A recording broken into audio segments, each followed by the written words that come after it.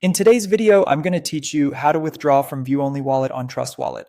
If you're seeing a wallet in Trust Wallet that's view only, it means you can monitor balances and transactions, but you don't have the authority to move funds. To actually withdraw, you must import the wallet with its original access credentials so the app can sign transactions on your device. Before you begin, make sure you have the original 12-word recovery phrase or the private key for the exact address you're watching.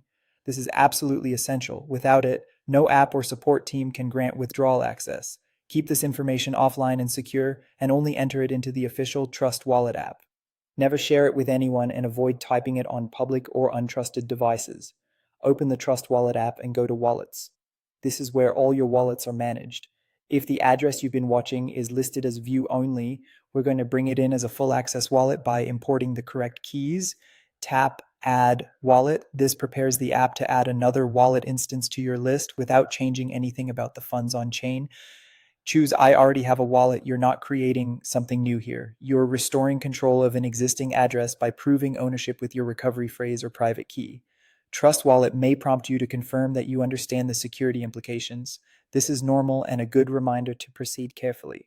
Next, select the relevant network and enter the private key or the 12-word phrase. It's important to match the network to where your assets actually live. For example, if your tokens are on BNB Smart Chain, select that network. If they're on Ethereum, choose Ethereum, and so on.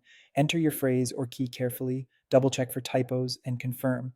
If your device offers a local passcode or biometric lock for the app, enable it to add a layer of protection around your wallet access on that device.